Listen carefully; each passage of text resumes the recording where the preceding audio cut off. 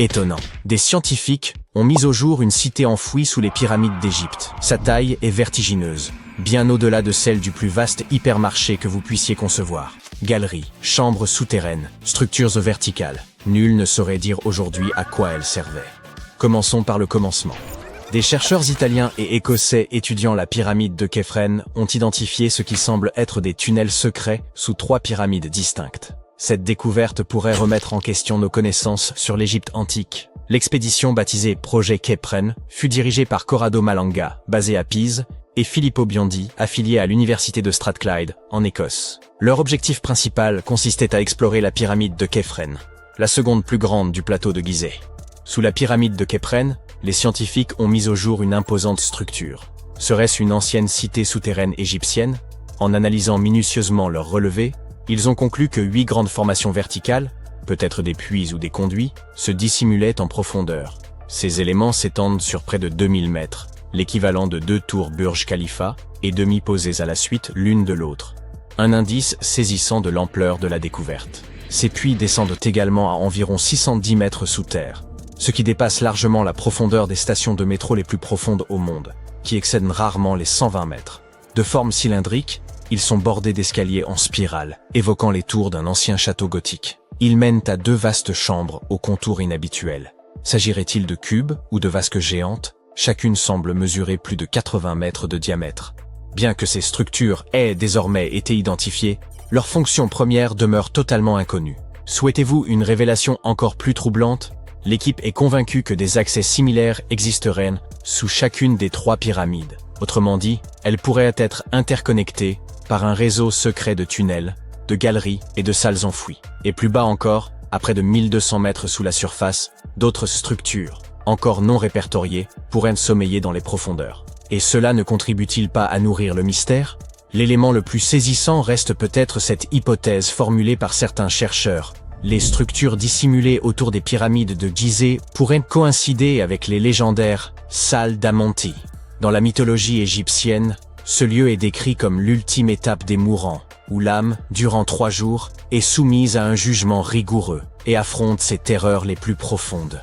Mais comment les chercheurs ont-ils pu localiser ces cavités invisibles? Pour ce faire, ils ont mobilisé 2 satellites situés à 680 km d'altitude. En dirigeant des ondes radar vers le plateau de Gizeh, ils ont obtenu des images d'une extrême précision, ensuite recomposées, pour former une modélisation tridimensionnelle du réseau souterrain, incluant les puits récemment découverts. Grâce à la technologie radar à synthèse d'ouverture, ou SAR, capable de traverser la roche, l'équipe a repéré 5 petites structures ressemblant à des salles, dissimulées profondément au sein de la pyramide. L'une d'elles contenait un sarcophage que l'on croyait autrefois être celui du pharaon Képhren. Hypothèse qui fut largement admise jusqu'à cette nouvelle analyse. Aujourd'hui, les scientifiques estiment que cette interprétation était erronée. Le tombeau véritable se situerait sans doute ailleurs. Il reste que ces 5 chambres, jusque-là inconnues, furent révélées uniquement grâce aux récentes explorations radar. Elles semblent disposées en plein cœur de la pyramide, reliées par des corridors souterrains qui s'enfoncent en plus bas. Certains avancent que ces galeries pourraient mener à d'autres chambres, ou puits dissimulés, possiblement âgés de plus de 4500 ans, et susceptibles d'éclairer les énigmes, encore irrésolues, des civilisations antiques. Les premières analyses suggèrent que cet espace enfoui est bien plus complexe qu'une simple succession de salles vides. Il se pourrait qu'un grand nombre de structures soient enfouies à proximité des pyramides de Gizeh. Comment l'expliquer?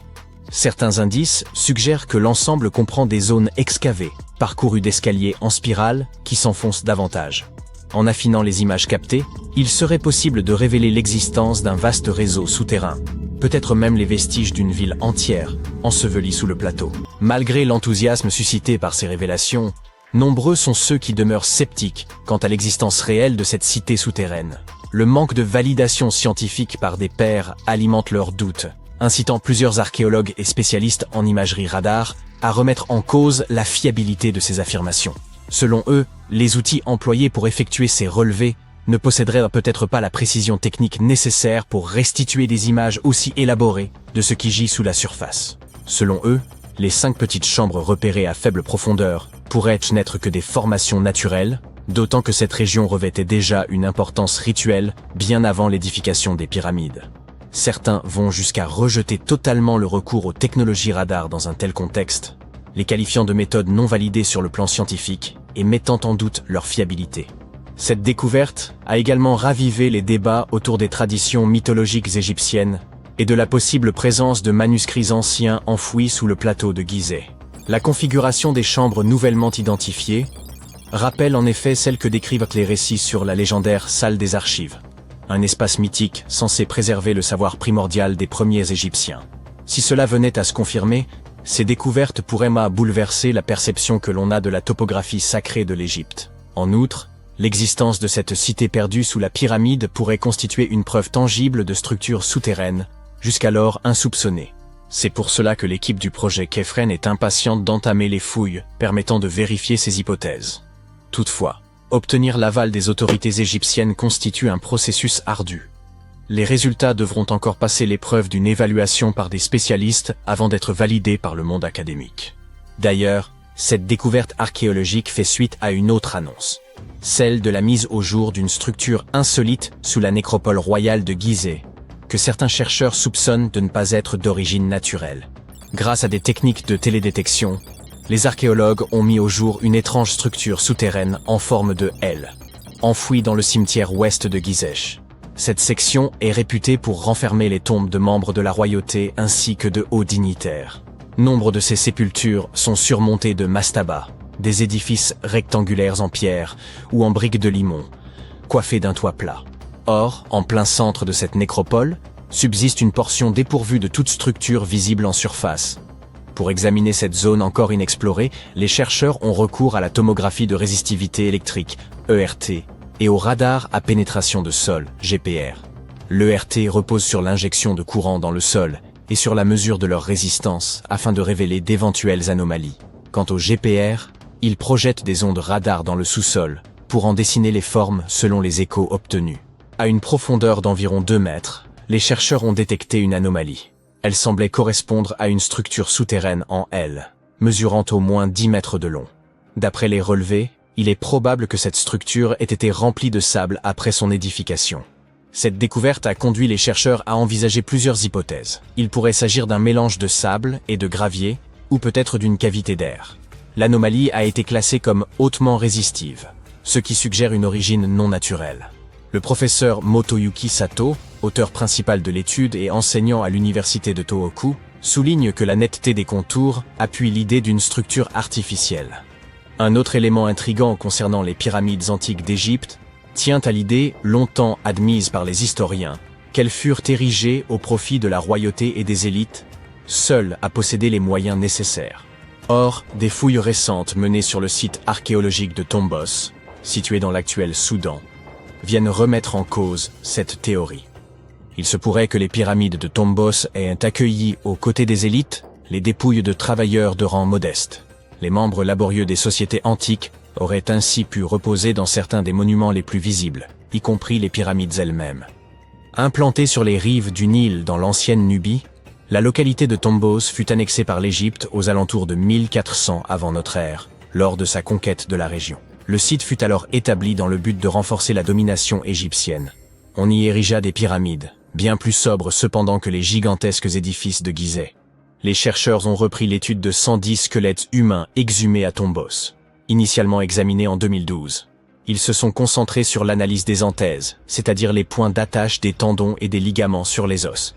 Ce type d'examen permet de mettre en évidence l'intensité du travail physique accompli par un individu. Les contraintes mécaniques répétées lors qu'un travail ardu y laissent des marques nettes, sous forme de relief osseux. Certains ossements présentaient peu de modifications au niveau des anthèses, ce qui laisse supposer qu'ils appartenaient à des personnes aisées. En revanche, d'autres montrèrent des transformations plus marquées, trahissant une vie de labeur et un statut social bien plus modeste. Ces résultats pourraient profondément remettre en cause les idées reçues sur les sépultures pyramidales, notamment l'hypothèse selon laquelle seuls les puissants accédaient à ces tombeaux prestigieux. Cette récente étude suggère que des individus d'humbles conditions auraient eux aussi pu se trouver. Une découverte macabre a été faite en Égypte il y a quelques années. Vous voulez en savoir plus ? 16 mains humaines, soigneusement enterrées dans 4 fosses sinistres. À première vue, elles ne ressemblaient pas vraiment à des mains humaines, car elles étaient anormalement grandes. Mais c'étaient bien des mains d'hommes. Bizarrement, il n'y avait que des mains droites, aucune main gauche, et nous avons découvert qu'un ancien rituel très sombre avait eu lieu à cet endroit. L'art et les contes de l'Égypte ancienne parlent d'une cérémonie au cours de laquelle les guerriers présentaient la main droite de leurs adversaires comme preuve de leur victoire et demandaient de l'or en échange. Les Égyptiens croyaient en une vie après la mort, et couper la main de quelqu'un revenait à lui ôter son pouvoir pour l'éternité. S'assurer ce type de victoire était intéressant pour les guerriers.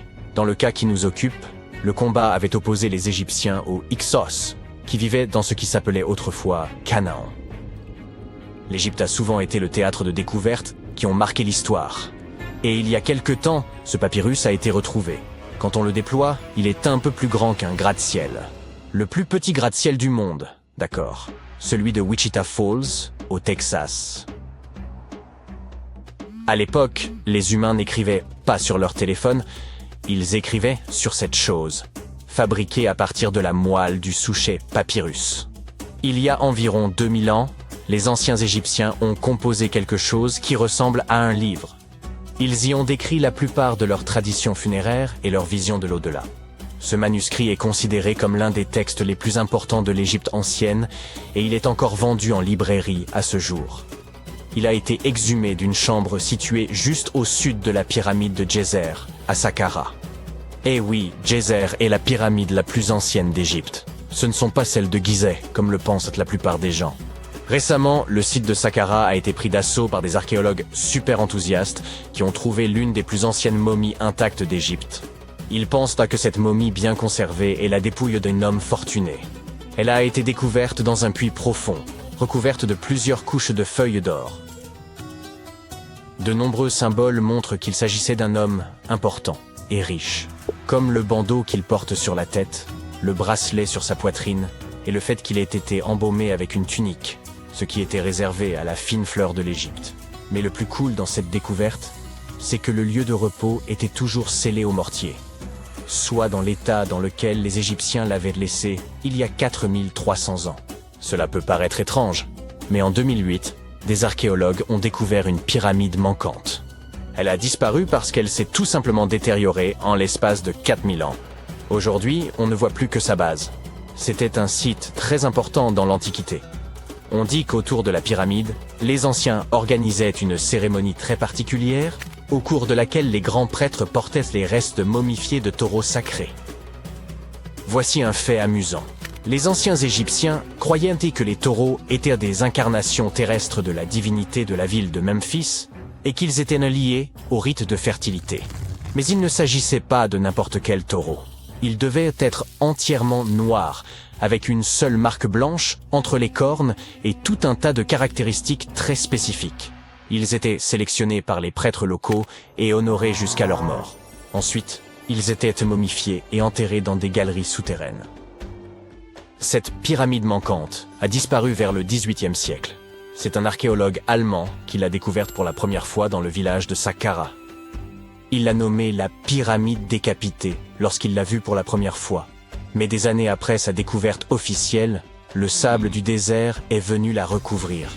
On a procédé à quelques fouilles, entre le 19e et le 20e siècle, mais pas de manière systématique. C'est pourquoi les scientifiques ont été très contents le jour où ils ont déterré la base entière de la pyramide après avoir retiré le monticule de sable de 8 mètres qui la recouvrait. Et saviez-vous que des archéologues américains fouillaient un cimetière égyptien qui pourrait contenir plus d'1 million de corps momifiés? Jusqu'à présent, les archéologues ont déterré environ 1700 momies. L'une des principales différences avec les autres momies égyptiennes classiques est que ces personnes n'étaient ni des rois ni des pharaons. C'étaient des gens du peuple ayant vraisemblablement vécu il y a 1500 ans, lorsque l'Égypte était contrôlée par les empires romains et byzantins. Le nom du cimetière est intéressant. La voie du buffle d'eau. Au cas où vous voudriez y jeter un coup d'œil lors de votre prochain voyage. Outre les taureaux et les buffles, les Égyptiens de l'Antiquité aimaient aussi les babouins. Y a-t-il une logique dans tout ça? Au début du XXe siècle, des archéologues ont découvert un site rempli de babouins momifiés dans un endroit appelé la vallée des singes. Un animal n'aurait pas été momifié s'il n'était pas considéré comme important.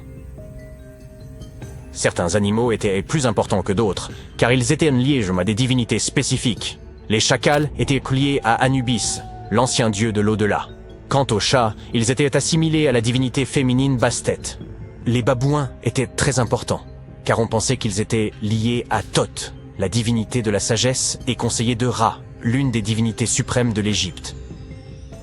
Les archéologues ont découvert que ces babouins n'étaient pas très heureux. Ils pensent qu'on les gardait à l'intérieur et qu'ils furent privés de la lumière du soleil pendant la majeure partie de leur vie. Ils souffraient d'une grave carence en vitamine D et étaient mal nourris. Peut-être que Thoth s'est mis en colère contre les gardiens de ces babouins, simple supposition. Les archéologues ne s'ennuient jamais en Égypte. Ils ont également trouvé des momies humaines avec des langues en or. Les Égyptiens étaient très attachés à la vie après la mort, et ils pensaient qu'avoir une langue en or pouvait aider une personne à parler une fois passée de l'autre côté. Un peu difficile sans doute, mais pourquoi pas. Certaines de ces momies furent placées dans des cercueils en bois avec des objets tels que des colliers, des poteries, des objets en or en forme de fleurs de lotus et de scarabées, et des iPhones. Je plaisante. Un nouveau temple a également été exhumé récemment en Égypte. Les scientifiques pensent qu'il était consacré à Zeus Cassios. Cette divinité serait un croisement entre Zeus, la toute-puissante divinité grecque, et le mont El-Kas. En fouillant la péninsule du Sinaï, en Égypte, les archéologues sont tombés sur 2 colonnes de granit rose qui sortaient du sol. Et bingo! Ils pensent que ces colonnes représentaient la porte d'entrée du temple et qu'elles se sont effondrées lors d'un tremblement de terre il y a de nombreuses années. Et puisqu'on parle de divinité, certaines sont moins sérieuses que d'autres. Récemment, des scientifiques ont déterré un anneau d'or dans une ville située au sud du Caire. Non, Frodon, il n'est pas magique. Il s'agit d'un anneau en or, tout ce qu'il y a de plus normal, sauf qu'il est orné de la figure de la divinité de l'amusement, qu'on appelle Bès. Cette divinité est souvent décrite dans les textes sacrés comme un joyeux nain joufflu. Aujourd'hui, nombreux sont les tatouages dépourvus de signification et réalisés à des fins purement esthétiques. Dans l'Égypte ancienne, cependant, les femmes se faisaient tatouer afin d'être protégées au moment d'accoucher. C'est du moins ce que pensent les scientifiques. Dans la région du Nil, des chercheurs ont trouvé des momies dont les tatouages étaient bien conservés, ce qui est tout rare, car la peau se détériore très facilement. 2 de ces femmes s'étaient fait tatouer le bas du dos, et les dessins étaient simples. Il y avait surtout des images, dont celle du nain joufflu dont nous venons de parler, Bès. Protéger les femmes lors de leur accouchement était donc apparemment son hobby. Me croiriez-vous si je vous disais que les anciens Égyptiens ont inventé les robots? Non. En effet, ce n'est pas tout à fait vrai. Bien sûr, c'étaient des astronomes. Sous les sables de Luxor, les chercheurs ont mis au jour ce qui semblait n'avoir jamais dû ressurgir. Plus d'1 millier de blocs de pierre finement ornés, vestiges du temple en ruine d'une femme pharaon. Cette découverte soulève des questions troublantes. Pourquoi ce sanctuaire fut-il anéanti? Et qui était donc cette femme? Elle s'appelait Hatshepsut, et l'on reconnaît aujourd'hui en elle l'une des figures les plus remarquables de l'ancienne monarchie égyptienne, bien que l'histoire ait longtemps failli l'effacer. Elle régna au sein de la 18e dynastie, entre 1479 et 1458 avant notre ère. Elle se distingua par de vastes projets architecturaux, des campagnes militaires victorieuses et des échanges commerciaux florissants. Elle fut par ailleurs l'une des rares femmes à avoir porté le titre de pharaon. Il fallut attendre environ 15 siècles avant qu'une autre femme ne monte sur le trône, et ce ne fut autre que Cléopâtre. Le chemin qu'emprunta Hatshepsut pour accéder au pouvoir constitue, sans doute, l'épisode le plus singulier de son histoire. Comme dans la plupart des monarchies héréditaires, la succession en Égypte privilégiait clairement les héritiers mâles. Ainsi, lorsque Thoutmôsis Ier eut pour premier enfant une fille, l'ordre dynastique s'en trouva profondément contrarié. À la mort du souverain, quelques années plus tard, le trône revint à Thoutmôsis II, qui régna brièvement, avant de le transmettre à son jeune fils, Thoutmôsis III, encore en bas âge. Hatshepsut se trouvait être la belle-mère du futur pharaon. Elle endossa donc naturellement le rôle de régente auprès de son beau-fils, trop jeune pour gouverner. Mais au bout de 7 années, elle prit une initiative sans précédent. Elle s'empara du pouvoir suprême et s'autoproclama pharaon d'Égypte. Il ne s'agissait pas d'une simple ambition personnelle. Hatshepsut avait pleinement conscience que, pour asseoir son autorité, elle devait se faire reconnaître comme souverain légitime. Elle adopta donc les attributs royaux dans leur intégralité. y compris la barbe postiche symbolique des pharaons. Statues et hiéroglyphes la représentaient fréquemment en homme, arborant le pagne traditionnel et la coiffe sacrée. Ce n'était toutefois nullement un déguisement. Les spécialistes s'accordent à dire qu'elle n'a jamais cherché à dissimuler son identité. Sur ces statues, on retrouve fréquemment des titres féminins comme « fille de Ré », ainsi que des formules grammaticales mêlant les genres, à l'instar de « Sa Majesté » elle-même. Par ses choix, elle signalait clairement qu'en dépit de l'adoption des symboles royaux masculins, elle assumait pleinement sa condition de femme. Mais cette stratégie ne suffisait pas. Afin de légitimer son autorité, elle imagina une généalogie d'origine divine soigneusement construite. Elle déclara que le dieu Ammon, prenant l'apparence de son père Thoutmôsis Ier, s'était uni à sa mère, faisant d'elle l'issue de l'union céleste. Cette revendication était loin d'être anodine. Les pharaons étant perçus comme des dieux sur terre, le fait de s'associer à Ammon renforçait considérablement la légitimité de son ascension. Les bas-reliefs des temples figuraient de cette naissance divine, Ammon la désignant comme son héritière légitime. Ces récits n'étaient pas de simples mythes, mais des instruments politiques destinés à asseoir son autorité sans contestation. Elle adopta en outre un nouveau nom, Mat-Kare, que l'on peut traduire par « la vérité est l'âme du dieu soleil ». Le concept de Maat occupait une place essentielle dans la pensée religieuse égyptienne, incarnant l'ordre, la justice et l'harmonie sacrée. Il appartenait au pharaon de faire régner ce principe pour préserver l'équilibre du royaume. En choisissant ce nom, Hatshepsut affirmait son statut de souveraine légitime, investie d'un devoir sacré. Son règne fut remarquable. Elle guida l'Égypte vers une période florissante, marquée par la paix, l'essor économique et de vastes chantiers architecturaux. Elle entreprit la restauration de nombreux sanctuaires à travers le pays, mais son œuvre la plus emblématique demeure son temple de Deir el-Bahari, un édifice d'une beauté saisissante, creusé dans les falaises de Luxor. Hatshepsut lança l'un des chantiers les plus ambitieux de toute l'histoire égyptienne, ordonnant l'édification de temples, d'obélisques et de monuments destinés à graver son règne dans l'éternité. Certains avancent qu'elle poursuivit les travaux de l'allée des Sphinx, cette majestueuse voie bordée de statues qui menait au sanctuaire de Karnak. Pour beaucoup, son accomplissement architectural le plus remarquable réside dans les obélisques monumentaux qu'elle fit tailler d'un seul bloc de granit. L'un d'eux, pesant plus de 320 tonnes, se dresse encore de nos jours.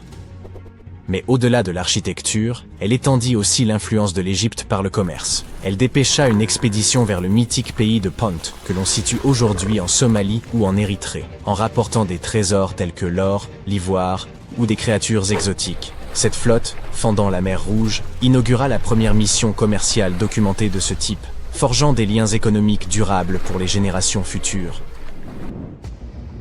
Et pourtant, malgré cette réussite éclatante, un fait troublant survint après la disparition d'Hatshepsut. Son successeur, et beau-fils, Thoutmôsis III, longtemps éclipsé par son règne, prit une décision radicale. Il ordonna l'effacement de son nom de la mémoire collective. Ses statues furent mutilées, ses inscriptions effacées, ses hauts faits attribués à d'autres. Tout se passa comme si elle n'avait jamais existé. Certains avancent que Thoutmôsis III souhaitait rétablir ses prérogatives légitimes de souverain, tandis que d'autres estiment que ce sont des dirigeants ultérieurs qui, mal à l'aise avec l'idée d'une femme pharaon, cherchèrent à rétablir la suprématie masculine. Mais cette rivalité posthume ne s'arrêta pas là. Le conflit d'influence entre la belle-mère et le beau-fils se poursuivit dans la pierre. Bien après la mort d'Hatshepsut, Thoutmôsis III fit ériger son propre temple tout près du sien, dans la vallée des rois. Toutefois, il introduisit une modification. Son édifice fut bâti 3 mètres plus haut que celui de sa prédécesseur. Ce geste n'avait rien d'anodin. Il s'agissait d'une proclamation symbolique destinée à reléguer son héritage dans l'ombre. Mais l'histoire en avait décidé autrement. Dès le XIXe siècle, l'héritage d'Hatshepsut commença à refaire surface. Et ce n'est qu'au prix d'enquêtes archéologiques rigoureuses que la pleine mesure de son règne fut enfin reconnue. De nos jours, Hatshepsut est célébrée comme l'une des souveraines les plus marquantes d'Égypte. Son règne, autrefois effacé, a été reconstitué grâce à un flot continu de découvertes archéologiques, démontrant que sa puissance et son influence ne seraient pas si aisément oubliées. Sa sépulture se trouvait cachée à la vue de tous, son corps ayant été déplacé de sa chambre funéraire d'origine dans le dessein de l'effacer de l'histoire. Ce dernier indice acheva de consacrer son héritage, prouvant que même les volontés les plus acharnées d'effacer un pharaon ne sauraient y parvenir. Le majestueux temple d'Hatchepsout, le Djeser-Djeserou, constituait une prouesse architecturale remarquable, érigé pour célébrer son règne et affermir sa filiation divine avec le dieu Amon. Mais à sa disparition, son successeur Thoutmôsis III engagea une entreprise méthodique visant à effacer sa mémoire, allant jusqu'à faire démanteler certaines sections de l'édifice. Les historiens débattent encore du motif. Une manœuvre dynastique, une volonté de rétablir l'autorité masculine traditionnelle, ou un moyen de consolider les droits de Thoutmôsis III sur le trône? Peut-être n'était-il qu'un homme vaniteux. Quoi qu'il en soit, la destruction ne fut pas immédiate, mais intervint des décennies après sa mort, ce qui tend à indiquer qu'il ne s'agissait pas d'une vengeance personnelle, mais d'un calcul politique. Pourtant, malgré tous ses efforts, son temple se dresse toujours, tout comme son récit, éclatant témoignage de la première grande souveraine d'Égypte. Quittons à présent Thèbes pour un autre lieu à travers l'espace et le temps. Dakhchour, en Égypte, abrite plusieurs sépultures de personnages de l'Antiquité. C'est en 2107 que des chercheurs mirent au jour une pyramide oubliée depuis longtemps. Conscients de l'importance potentielle de leur découverte, ils contactèrent aussitôt le ministère du Tourisme et des Antiquités. Contrairement à la majorité des pyramides exhumées dans cette région, celle-ci se révélait entièrement scellée. L'extraction de la pierre angulaire exigea une extrême minutie. Lorsqu'ils parvinrent enfin à ouvrir l'édifice funéraire, ils s'attendaient à découvrir une chambre inviolée. Or, ce fut tout le contraire. Le désordre y régnait. Le lieu avait été pillé, et les effets du défunt étaient répandus dans toute la pièce. Pourtant, au cœur de ce chaos, ils mirent au jour un coffret. Grâce aux technologies de balayage les plus avancées, ils purent déchiffrer les hiéroglyphes endommagés qui en ornèrent la surface. Ce qu'ils découvrirent dépassait l'imaginable. Un nom s'y lisait très nettement, celui de la princesse Hatshepsut. La mise au jour de cette sépulture, en 2017, suscita un grand nombre d'interrogations. Des analyses complémentaires révélèrent que les restes n'étaient pas ceux de la célèbre reine, mais d'une autre Hatshepsut, une princesse ayant vécu sous la 13e dynastie égyptienne. Le fait que sa tombe ait été pillée avant même d'être scellée poussa les chercheurs à s'interroger. Les anciens auraient-ils cherché à dissimuler certaines choses liées à cette princesse? Et comment expliquer qu'il n'existe aucune trace d'elle dans les archives de l'Égypte antique? Oh, restez à l'écoute. Séquente, cosinus, tangente, sinus, 3,14159. C'était le cri de ralliement du club de trigonométrie à l'époque. Pour tous les autres élèves du cours de mathématiques, des termes tels que sinus, tangente et pi étaient tout simplement déconcertants. Qui les a inventés et pourquoi? Leur seul but était-il de rendre les choses plus difficiles pour les élèves? Eh bien, pas tout à fait. La trigonométrie a été inventée par les anciens Égyptiens. Ils avaient besoin de ces connaissances pour construire leurs pyramides, et ils ont fait du bon travail. La grande pyramide de Gizeh est toujours debout aujourd'hui, quelques 4500 ans après sa construction. Et personne n'a fait de réclamation. Sortons donc de cette salle de classe et partons pour un voyage dans le temps afin de percer les secrets de la précision des anciens Égyptiens. Vous voici sur le chantier de la Grande Pyramide, à une quinzaine de kilomètres du Caire en Égypte. La ville n'est pas encore là. Vous n'êtes entouré que du désert et des nombreux ouvriers. Ils transportent de gros blocs de pierre pesant chacun 2,5 tonnes. Ces blocs se trouvent sur des traîneaux de bois qui eux-mêmes reposent sur de gros cylindres. Une équipe de 8 hommes fait rouler ces blocs en avant. Cela fait tout de suite penser au rouleau d'une caisse enregistreuse de supermarché. Le principe est exactement le même, mais l'échelle est plus grande, beaucoup plus grande. Les scientifiques estiment que les Égyptiens ont utilisé 2,3 millions de blocs de ce type rien que pour la Grande Pyramide. Et le bloc qui se trouve devant vous est l'un des plus légers. Le plus lourd d'entre eux pesait près de 15 tonnes. Mais d'où venaient tous ces blocs? La plupart provenaient de carrières situées autour de Gizeh.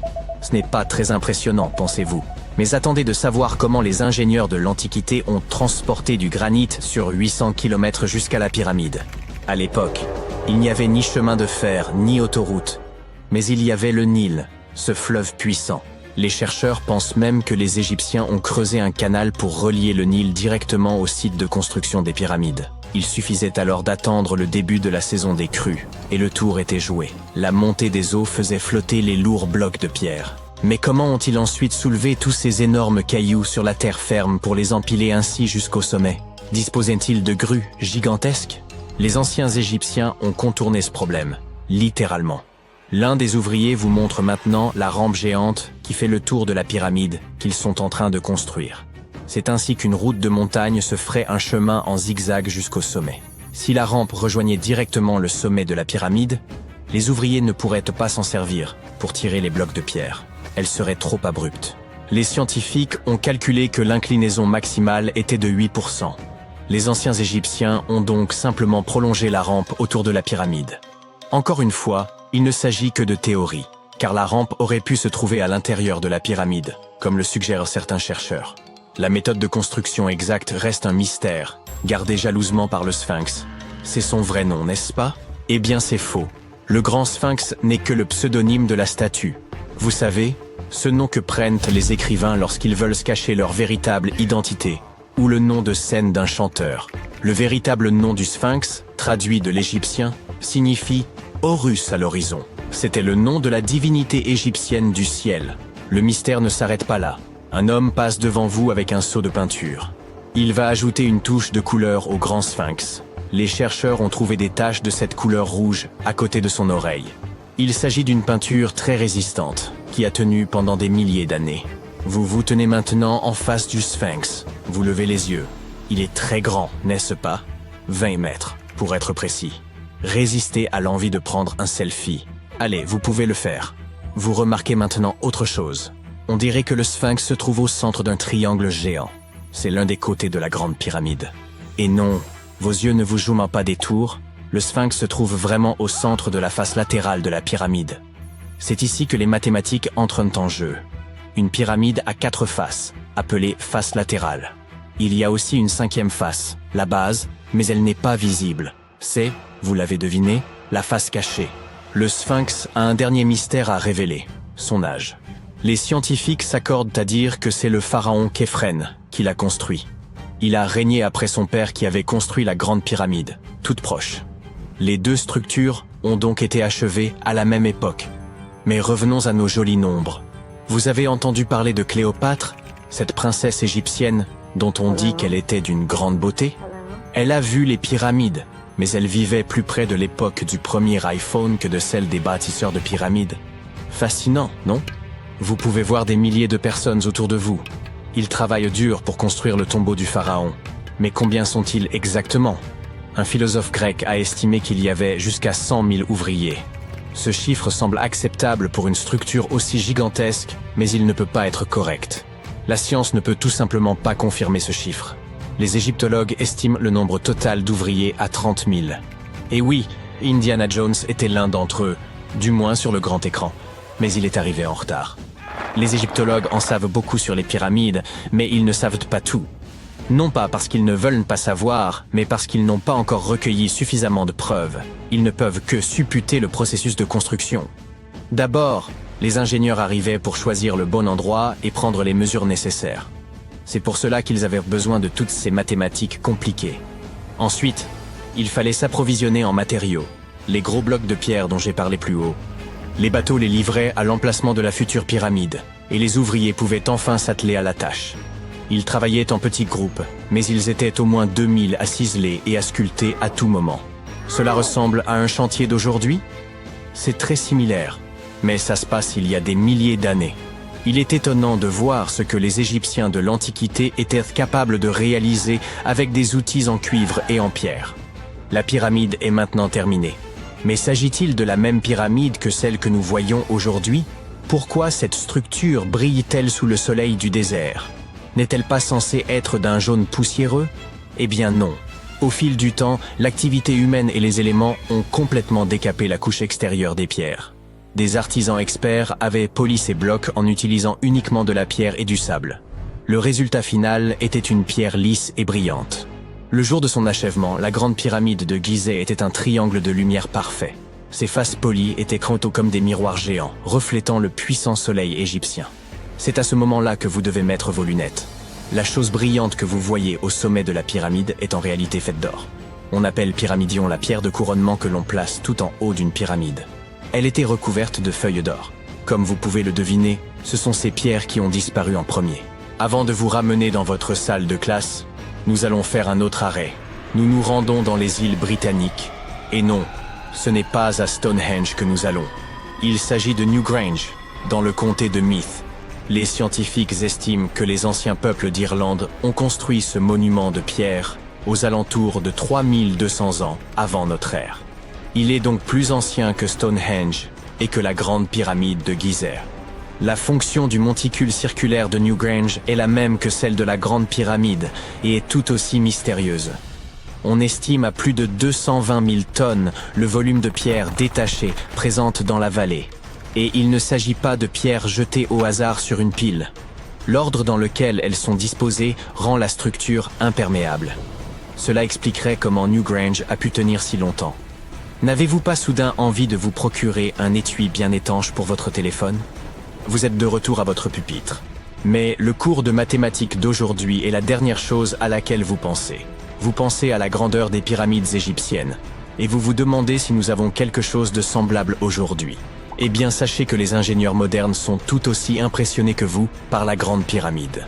On trouve une pyramide de verre dans la cour principale du célèbre musée du Louvre à Paris. Le panorama de San Francisco ne serait pas complet sans la Trans-America pyramide de 48 étages. Mais c'est à Las Vegas que l'on est allé le plus loin. C'est dans cette ville que se trouve l'hôtel Luxor. Il est très grand. C'est même la 3e plus grande pyramide de la planète. Et devinez ce qui se trouve juste devant. Oui, une réplique du Sphinx. Elle mesure 33,5 mètres de haut, soit 2 étages de plus que celle de Gizeh. Eh oui, tout est plus grand à Las Vegas. Ouf! Cet été aura été plus chaud que jamais. Nous avons l'impression d'être des brochettes de guimauve cuites sur le grill. Certes, le monde devient plus chaud, mais certaines régions ont toujours dû lutter contre des températures élevées. Il s'avère que les gens avaient aussi des inventions pour se rafraîchir dans l'Antiquité. Et certaines d'entre elles fonctionnent toujours, même 3000 ans plus tard. Voyons comment les gens se sont protégés de la chaleur tout au long de l'histoire. Mets un glaçon dans ton soda et prépare-toi à découvrir comment les gens survivaient à la chaleur. En parlant de glaçons, sais-tu que les Perses avaient mis au point un système de stockage de la glace ? Dans les déserts de la Perse ancienne, les gens ont eu une idée hors du commun pour éviter que leur nourriture ne se transforme en gâchis à moitié fondu. Ces Perses ingénieux sont tombés sur une astuce de physique qui leur a permis de créer de la glace au milieu du désert. Ils ont appelé ces structures yakshals, ce qui signifie en fait puits de glace. Ces puits de glace n'étaient pas des glaciers ordinaires. All s'étaient comme des réfrigérateurs souterrains secrets.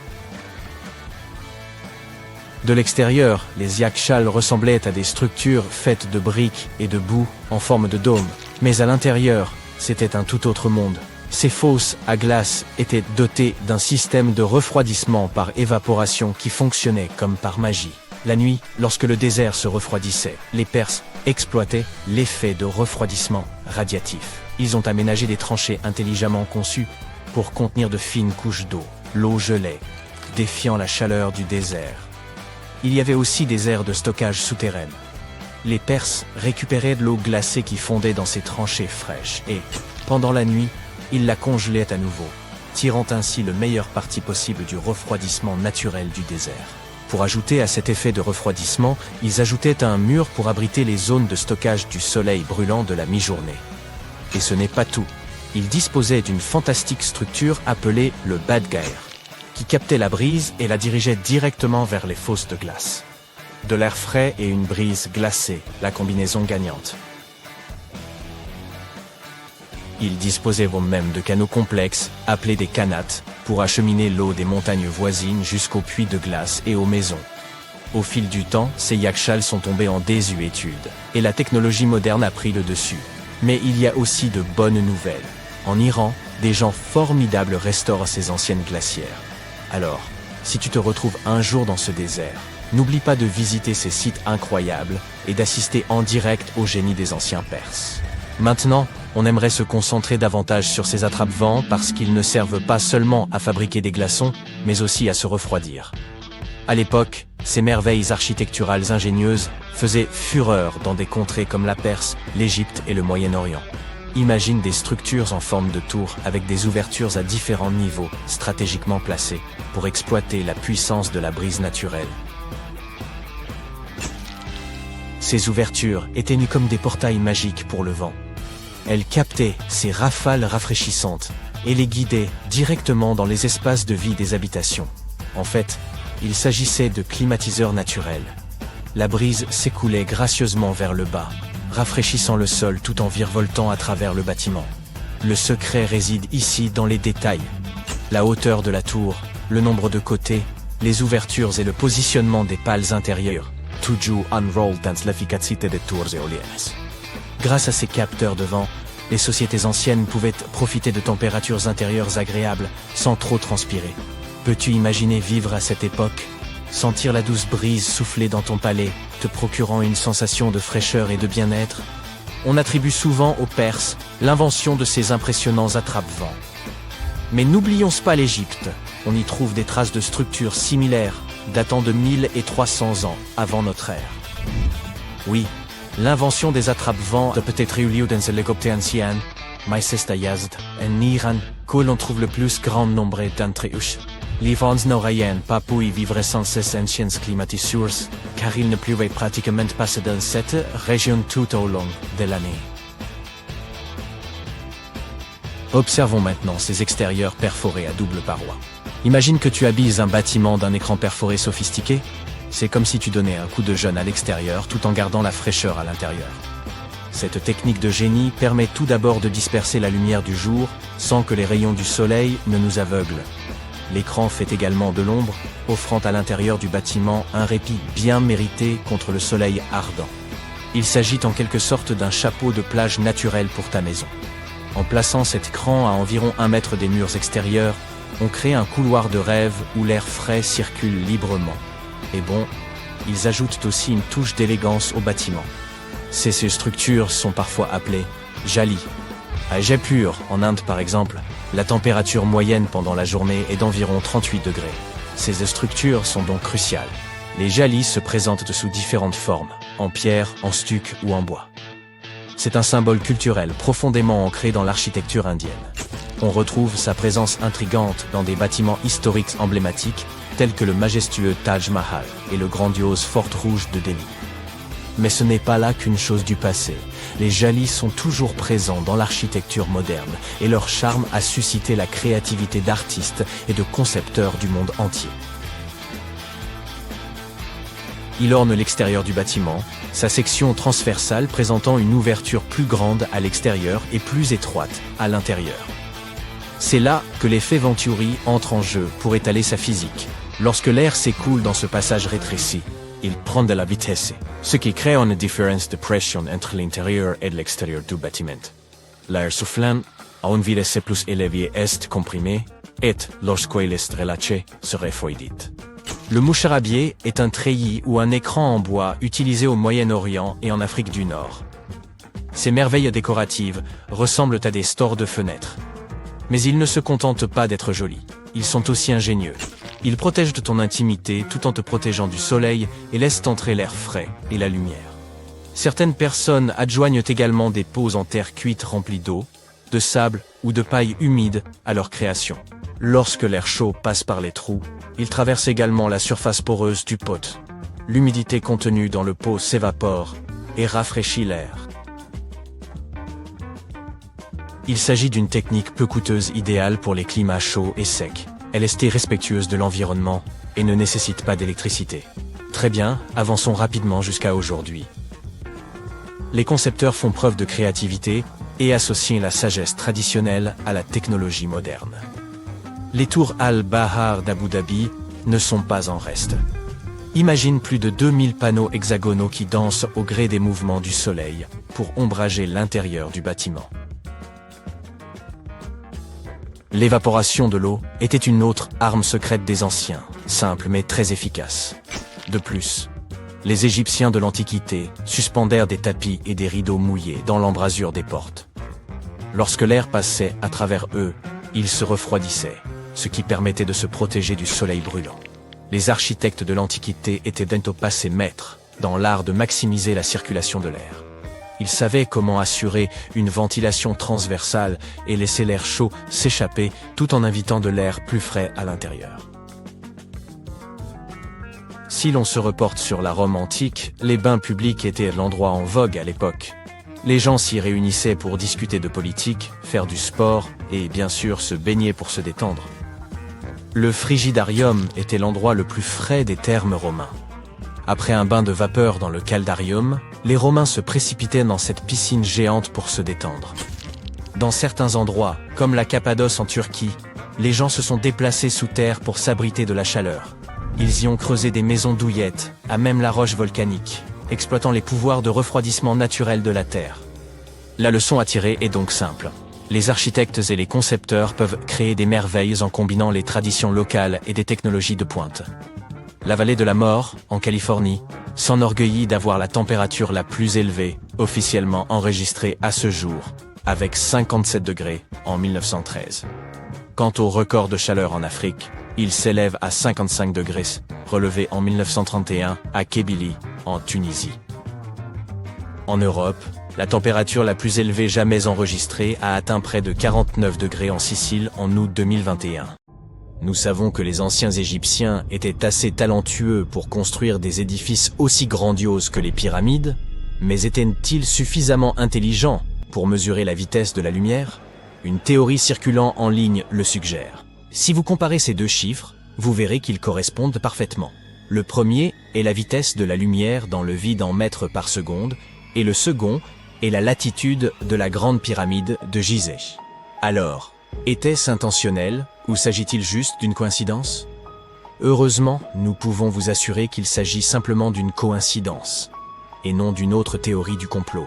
La grande pyramide n'est qu'un des nombreux endroits sur Terre partageant cette latitude.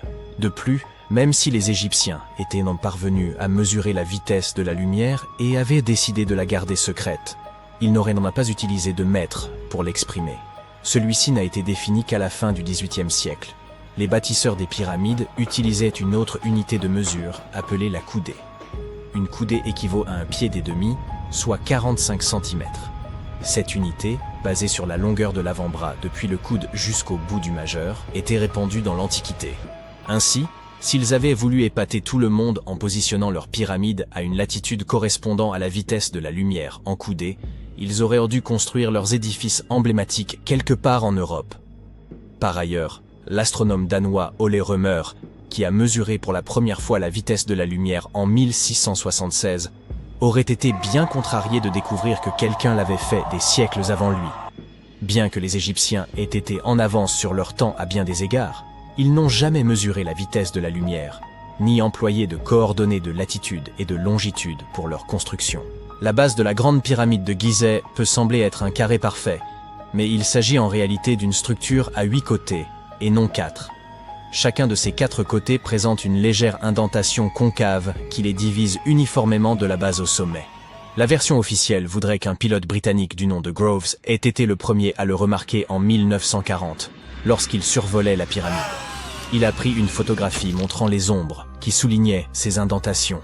Certains pensent que ces lignes ne sont visibles que depuis les airs et peuvent être mieux observées à l'aube et au crépuscule, lors des équinoxes de printemps et d'automne. Cela a conduit à une étrange théorie selon laquelle les anciens Égyptiens auraient même pu concevoir ces pyramides pour communiquer avec des visiteurs célestes. La pyramide de Khéops est l'une des 3 seules pyramides qui possédaient autrefois une porte pivotante. Cette porte, pesant environ 20 tonnes, pouvait être facilement ouverte de l'intérieur.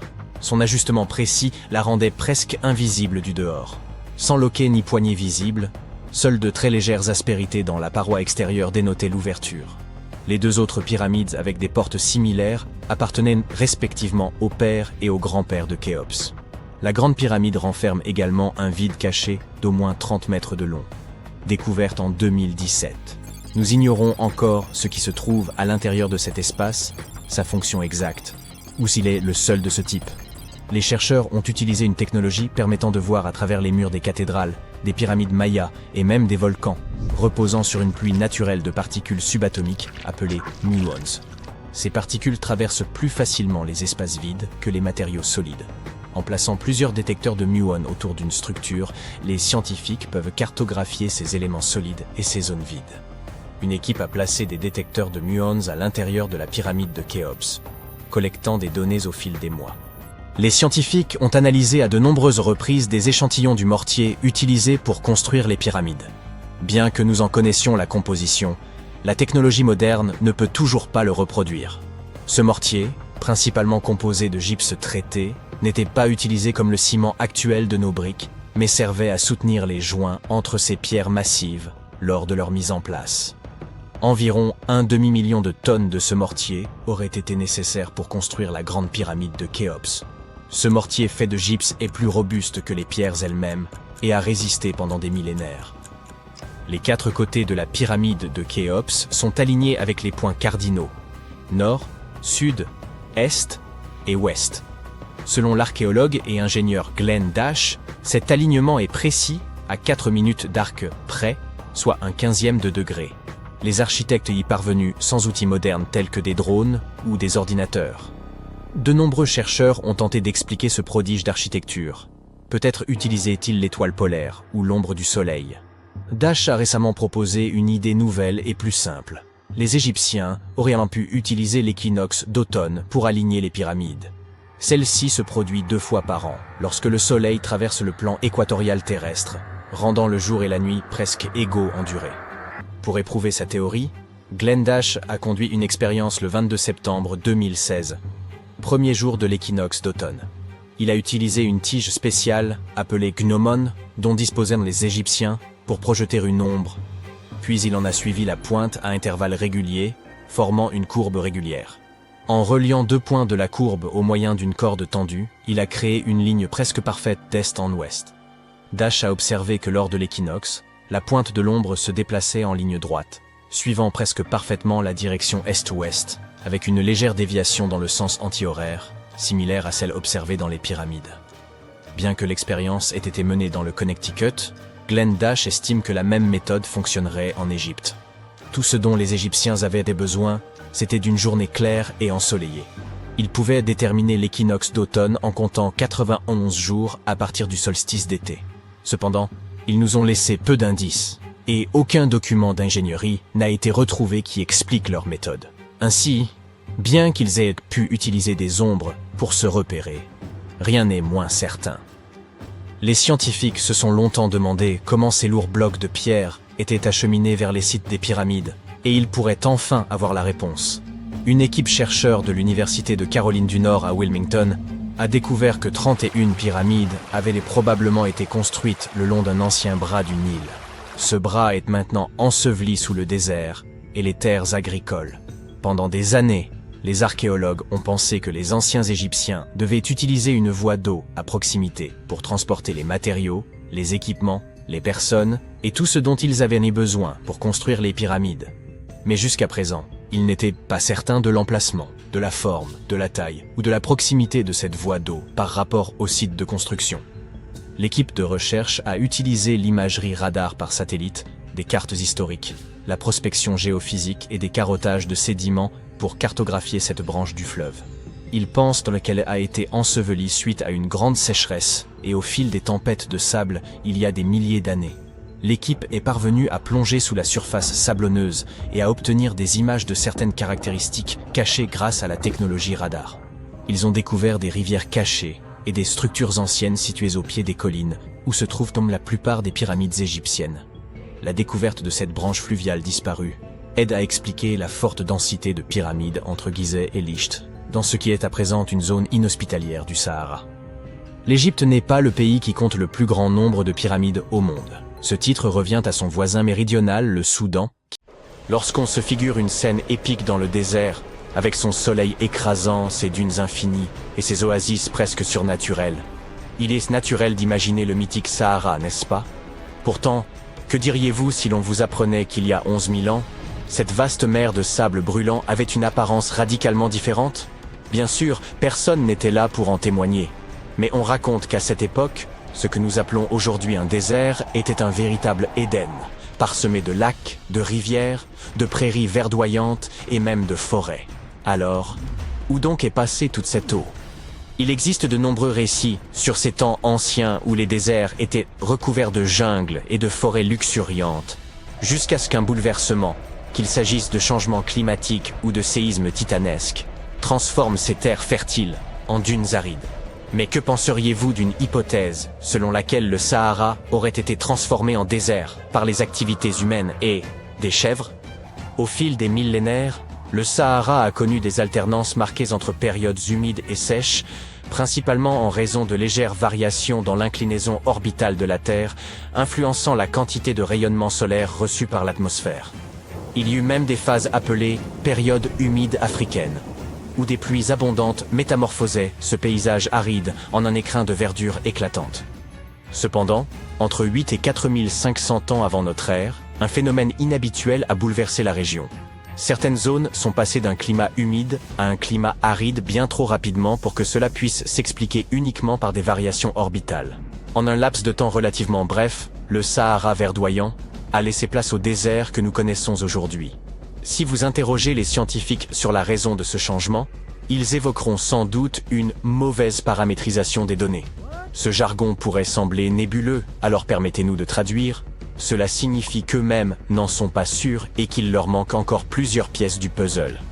En analysant d'anciens échantillons de sol et de pollen, les chercheurs ont cependant relevé une tendance intrigante. Là où des pasteurs, des humains accompagnés de leurs bêtes domestiques, avaient dû séjourner, la végétation semblait se modifier. À croire que chaque fois que ces hommes et leurs troupeaux traversaient des étendues verdoyantes, ils ne laissaient derrière eux que broussailles et paysages désertiques. Quelle ironie! Il semble en effet que le surpâturage pratiqué par ces populations ait contribué à assécher l'atmosphère, car les plantes, en libérant de l'humidité, participent à la formation des nuages. Cette déforestation aurait intensifié l'ensoleillement, précipitant ainsi la fin des périodes humides. Par ailleurs, il est probable que nos ancêtres aient fait un usage excessif du brûlis pour accroître leurs terres, accélérant davantage l'avancée du désert. Quoi qu'il en soit, les scientifiques s'accordent à dire que ce Sahara luxuriant serait redevenu un désert, même en l'absence d'intervention humaine, un phénomène attribué au cycle naturel de la Terre. Inutile donc de faire reposer l'entière responsabilité de cette transition brutale sur l'homme. Ce changement pourrait simplement refléter les interactions entre la végétation et les cycles de poussière. Il reste difficile de déterminer les causes de ces changements, tant les facteurs sont interconnectés. Lors de la dernière période humide, le Sahara abritait des chasseurs-cueilleurs. Avec son assèchement progressif, ces populations se sont tournées vers l'élevage pour subvenir à leurs besoins, mais il est tout aussi envisageable que le surpâturage ait contribué à accélérer la dégradation des paysages. Alors, quelle est la véritable origine de ce phénomène? L'œuf ou la poule? Dans ce cas précis, l'humain ou la vache? Les preuves disponibles aujourd'hui ne permettent pas encore de trancher. De nos jours, on peut affirmer que l'eau ne constitue plus un problème insurmontable dans le Sahara, malgré son immensité désertique et le fait que l'air des forêts verdoyantes soit révolu. La technologie offre des solutions inédites, comme le bassin de Nubie, le plus vaste réservoir d'eau souterraine au monde. Ce trésor hydraulique, situé sous la bordure orientale du désert, s'étend sur 4 pays du nord-est de l'Afrique, le Soudan, le Tchad, la Libye et l'Égypte. Il couvre environ 2 millions de kilomètres carrés et contient près de 150 000 kilomètres cubes d'eau souterraine. Il suffit de voir les infrastructures déployées lors de sa mise en œuvre. C'est le plus grand projet d'irrigation de la planète, rendant possible une vie prospère au cœur du Sahara. Mais imaginez vivre dans le Sahara avec une unique source d'eau. Cela paraît inconcevable, n'est-ce pas? Pourtant, les anciens Garamantes y sont parvenus, non seulement en survivant, mais en prospérant pendant près d'un millénaire, malgré l'absence de moussons ou de rivières alimentant leurs refuges désertiques. Ces ingénieux pionniers ont été les précurseurs de la vie urbaine au cœur des sables, au point d'attirer l'attention des Romains, qui ne pouvaient qu'admirer leur génie. Tandis que beaucoup les considéraient comme de simples nomades, les Garamantes bâtissaient un véritable empire sous l'un des climats les plus hostiles de la planète. Mais quel était leur secret? Ils ont fait preuve d'une remarquable ingéniosité en creusant un vaste réseau souterrain pour exploiter un aquifère de grès gigantesque. Ils extrayaient littéralement chaque goutte d'eau de la profondeur des dunes. Mais des études récentes révèlent que, bien qu'ils fussent laborieux et ingénieux, les Garamantes ont également bénéficié d'une bonne dose de chance. Les Garamantes disposèrent d'un aquifère souterrain qui acheminait l'eau jusqu'à une colline où ils mirent en place plus de 500 foggaras, des systèmes d'irrigation remarquables, certains s'étendant sur plus de 4 km. Ces dispositifs fonctionnaient comme une paille, permettant l'irrigation de leur culture pendant près d'un siècle, d'autant que de faibles précipitations suffisaient à recharger le système. Cependant, le manque de pluie finit par épuiser cet aquifère. Pour en exploiter à nouveau les ressources, il aurait fallu creuser davantage de tunnels et mobiliser un plus grand nombre d'ouvriers. une tâche complexe dans un contexte marqué par des pénuries alimentaires et hydriques. Vous devinez sans doute ce qu'il advint des Garamantes dans de telles conditions. La disparition de la culture garamante semble liée à plusieurs facteurs. Les changements climatiques ont probablement joué un rôle, mais il est également plausible qu'ils aient surexploité leurs réserves d'eau. À l'époque, le Sahara était une région fertile, grâce notamment aux ingénieux systèmes d'irrigation mis en place. Cependant, l'eau fossile étant une ressource non renouvelable, les nappes phréatiques s'asséchèrent progressivement, précipitant vraisemblablement le déclin de ce royaume dès la fin du 7e siècle. Ce déclin évoque l'histoire de quelqu'un qui remporte un énorme pactole, dilapide ses richesses et se retrouve à retourner à un quotidien bien moins enviable une fois ses économies épuisées.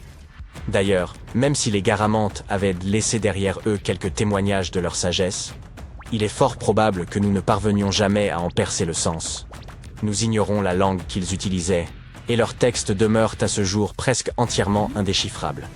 Revenons au Sahara vert.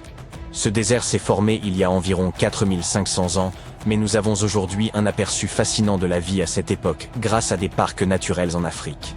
Ces lieux abritent une extraordinaire galerie d'art à ciel ouvert, avec plus de 15 000 peintures et gravures anciennes illustrant le quotidien des habitants d'il y a quelques 11 000 ans.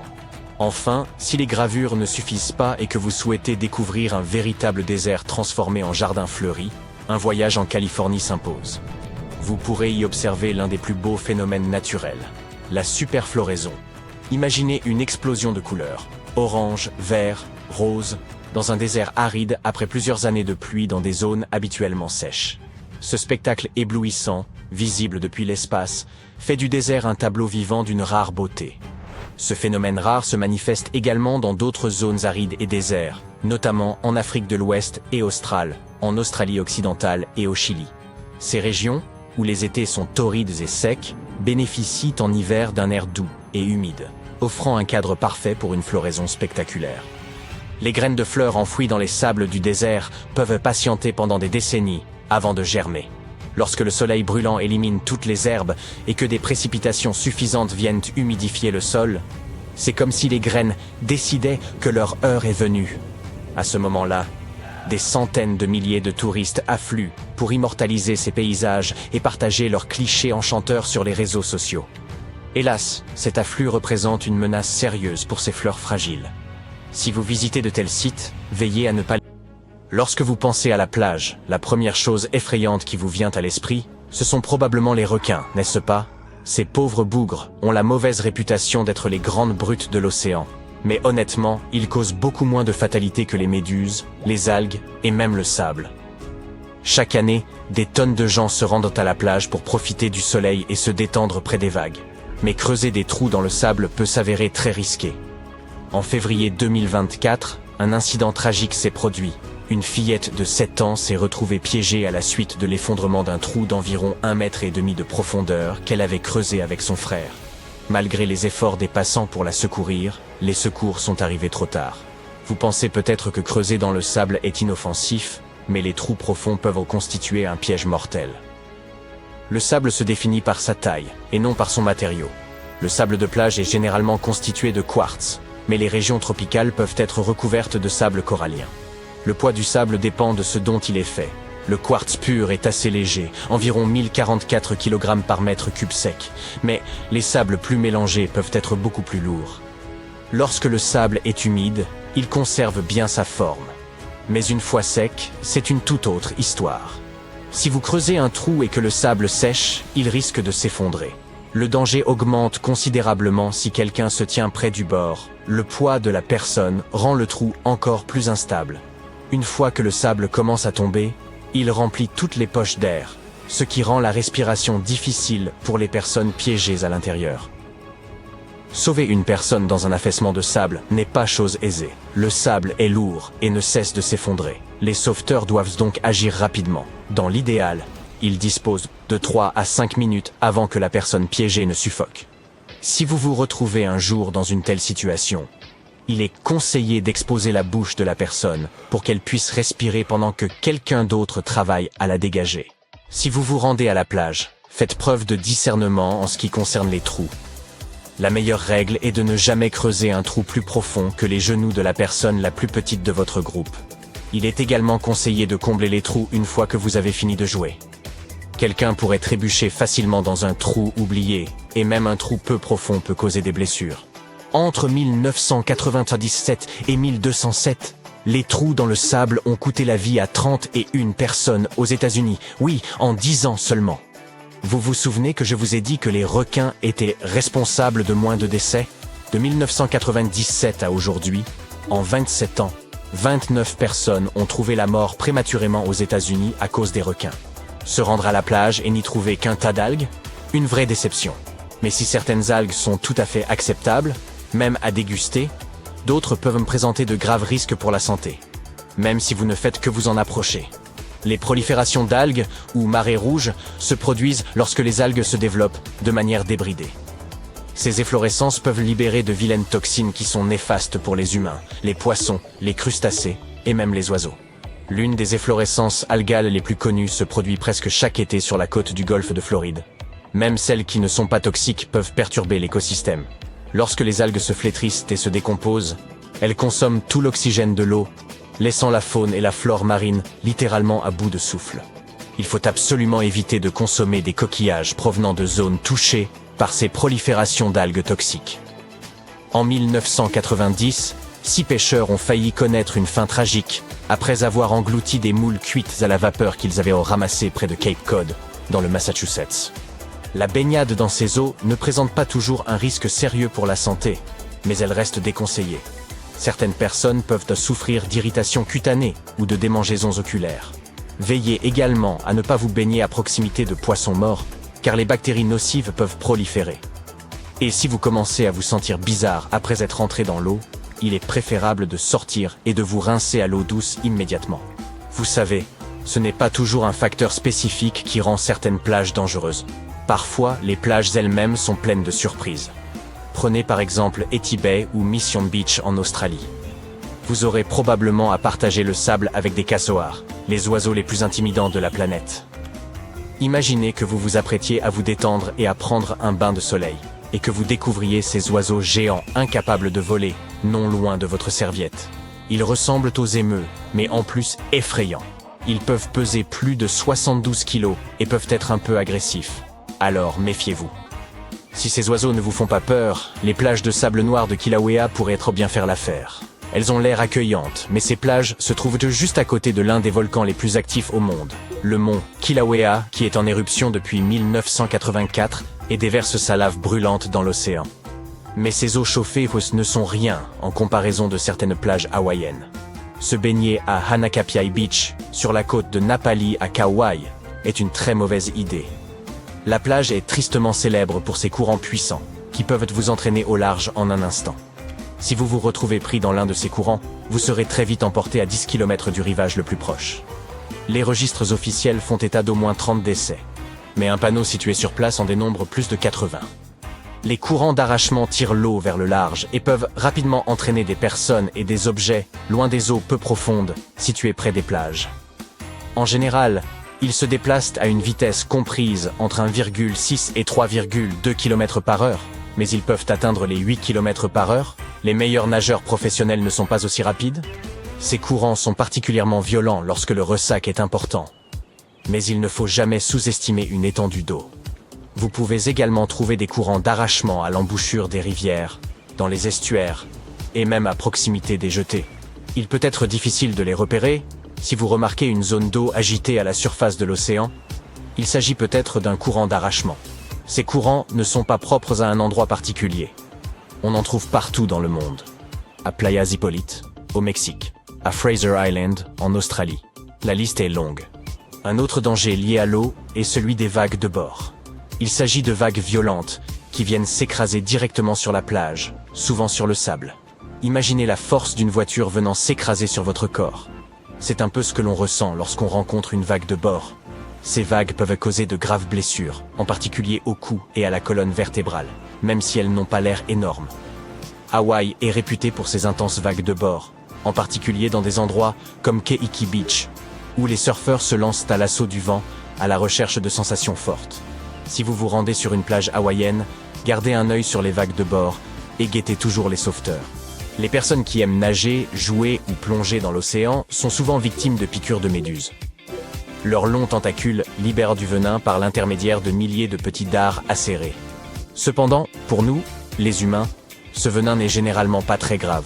Oui, c'est très désagréable, car la brûlure peut être intense et notre peau rougira un peu.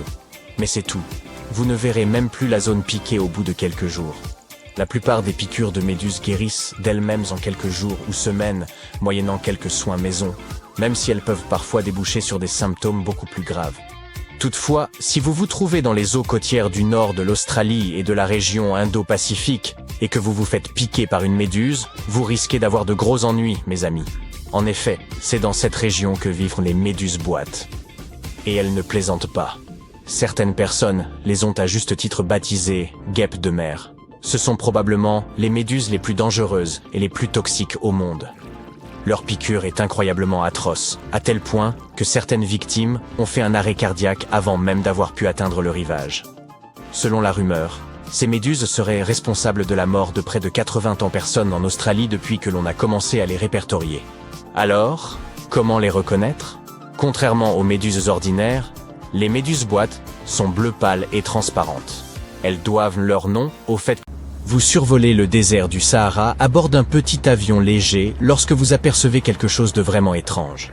Cela semble appartenir à un monde très différent de celui qui se trouve sous vos yeux, à l'océan. Mais quel océan peut être assez grand pour abriter une étoile de mer aussi monstrueuse?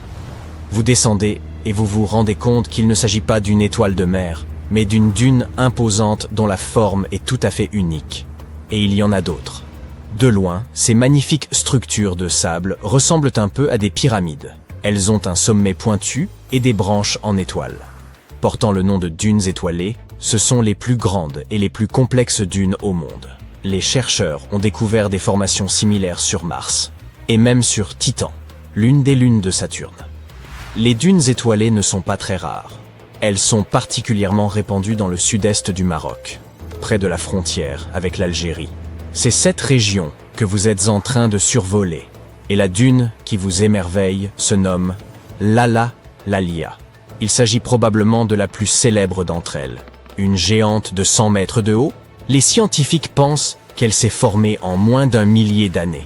Que diriez-vous d'aller explorer ces formations singulières? Voilà un endroit idéal pour atterrir. Les dunes étoilées doivent bien sûr leur nom à leur forme. On les trouve dans les régions où les vents changent de direction tout au long de l'année.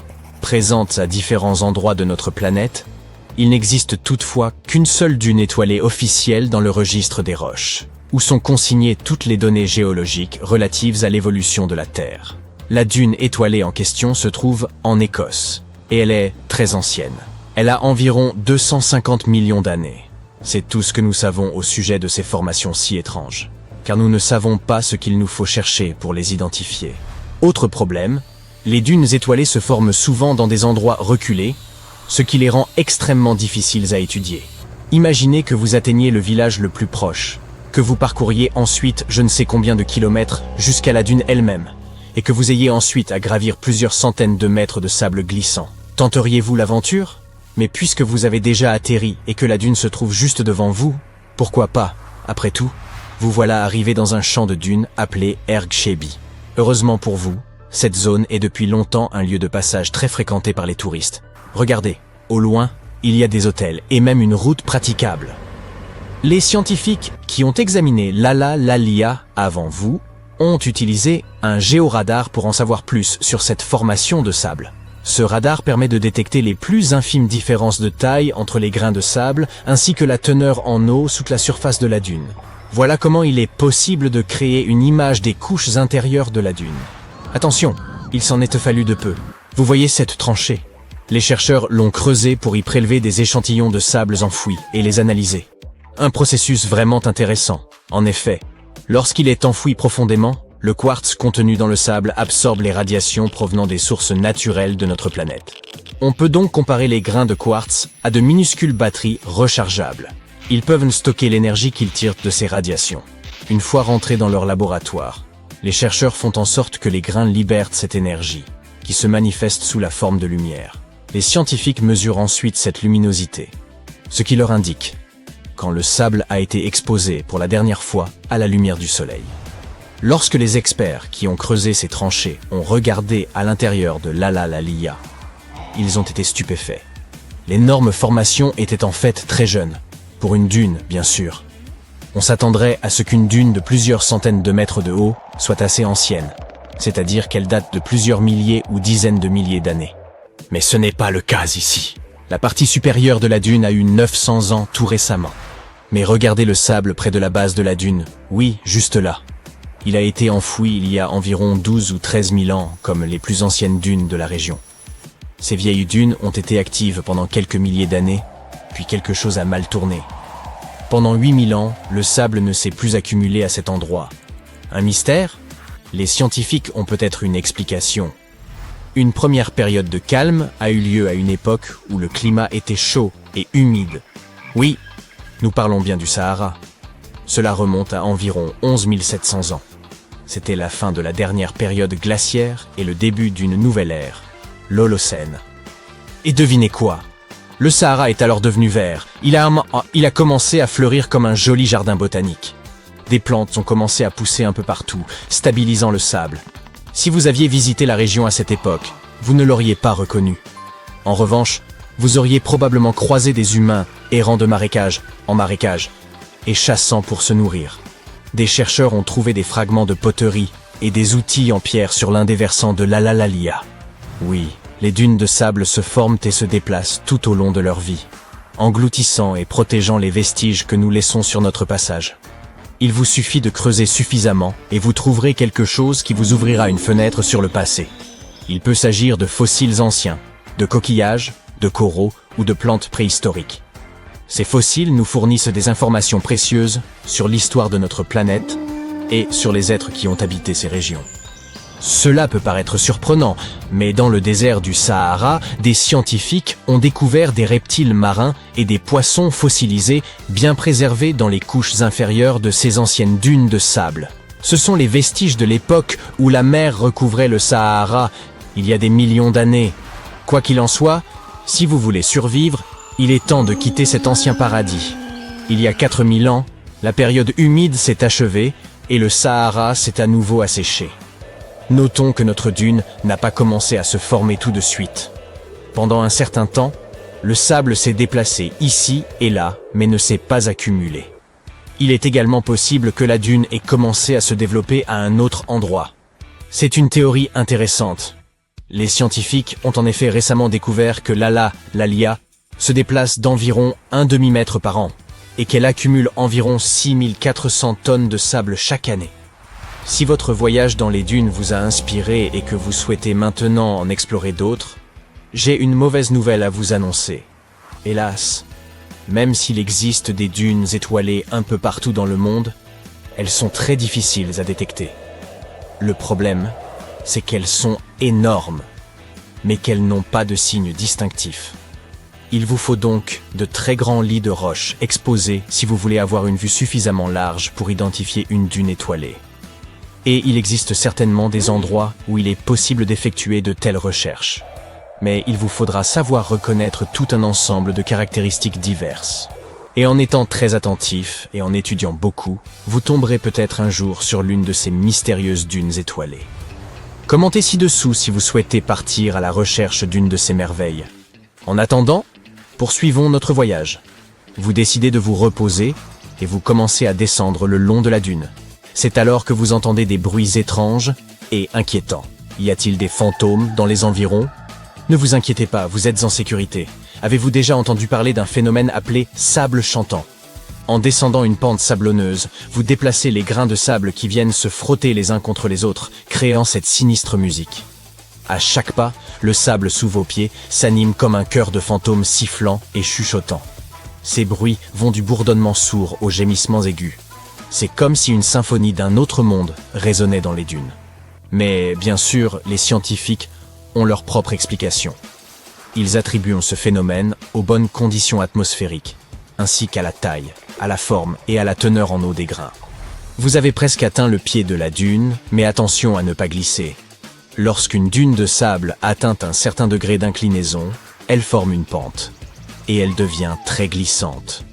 Cette pente se trouve généralement du côté sous le vent de la dune et à l'abri du vent dominant.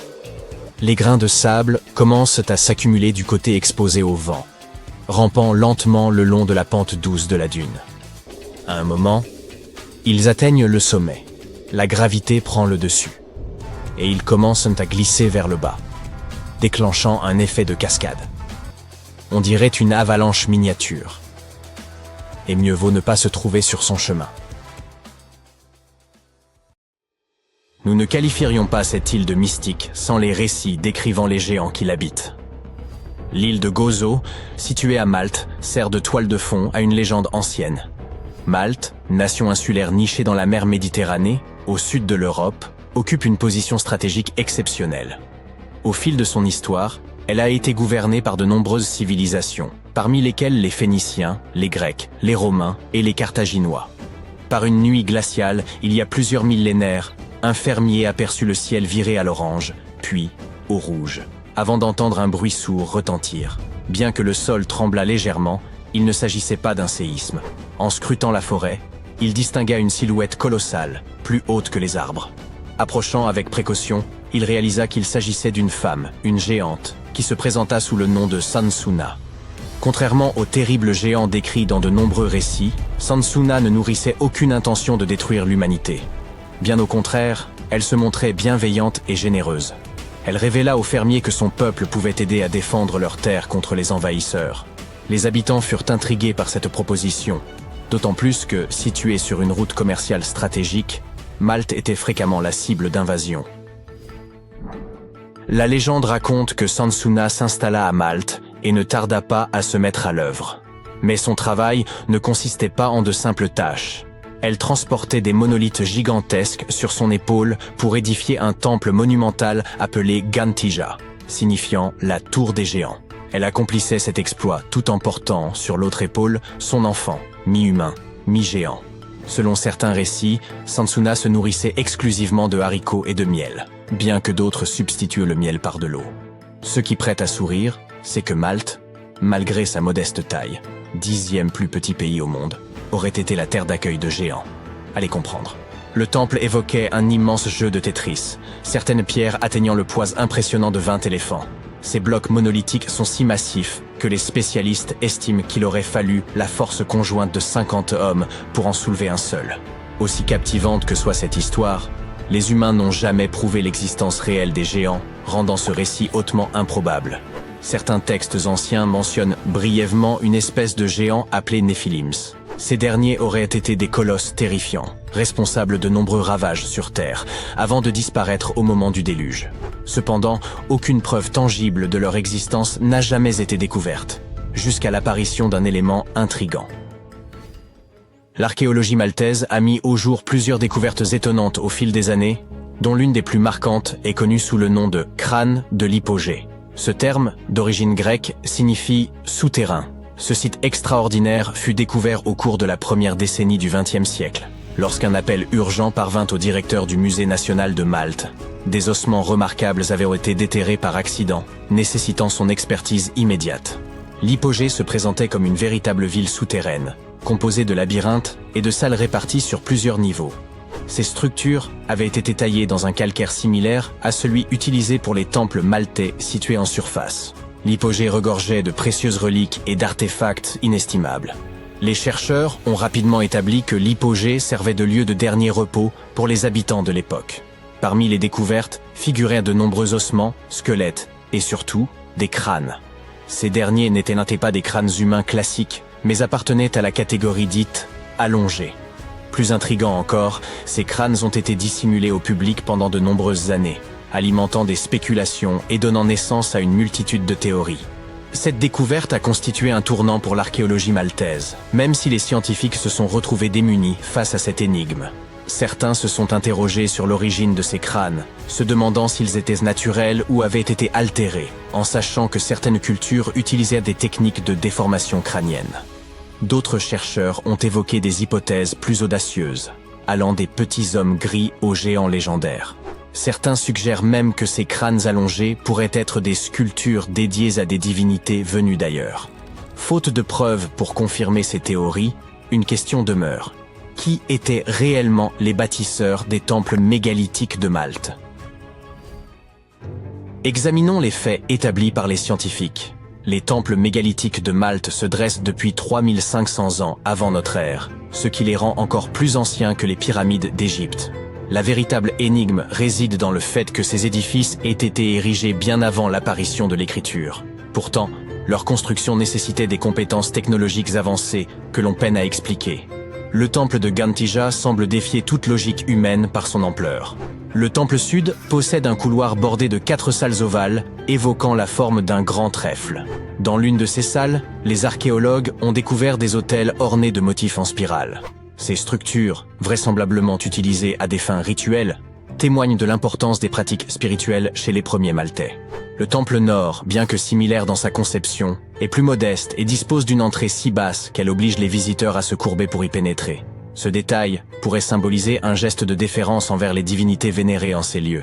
Il est difficile de ne pas s'interroger sur les raisons mystérieuses qui ont poussé ces bâtisseurs à créer un temple d'une telle envergure. Peut-être ont-ils enrôlé l'un dragon de Daenerys pour déplacer ces monolithes? Bien sûr, il ne s'agit que d'une plaisanterie. Mais saviez-vous que les célèbres portes de Medina, à Malte, avaient servi de décor pour Port-Réal dans l'épisode 3 de la première saison de Game of Thrones? Quoi qu'il en soit, revenons aux géants. La théorie selon laquelle ces lieux avaient une vocation rituelle a gagné en crédibilité lorsque les archéologues ont mis au jour des figures énigmatiques surnommées les Dames Grasses. Ces petites statues, au corps rond et au visage reflétant une grande joie de vivre, semblent témoigner d'un certain hédonisme. Ces statues rappellent étrangement une version miniature de Sunsuna, la géante évoquée précédemment. Les scientifiques estiment qu'elles figuraient probablement le bien-être et la prospérité. Leur existence atteste non seulement des compétences artisanales avancées des anciens Maltais, mais aussi de l'intentionnalité de leur construction et de leurs créations artistiques. L'une de ces œuvres, connue sous le nom de « La Dame endormie », est une pièce d'art néolithique représentant une femme de forte corpulence, allongée sur le côté, semblant dormir paisiblement. Après des analyses approfondies, les chercheurs ont supposé qu'elle incarnait la grande faucheuse. Découverte dans l'hypogée, un vaste lieu de sépulture, cette statue se distingue des autres Dames Grasses, notamment par sa coiffure et sa jupe ornée de broderies. Une autre statue intrigue particulièrement. Elle représenterait une femme mesurant 2,50 m de hauteur, accompagnée d'un fragment du bord de sa jupe. Sa découverte, pour le moins inhabituelle, remonte à 1915, lorsqu'un agriculteur, gêné dans son travail par de larges blocs de pierre, invita le directeur du Musée national de Malte à venir les examiner.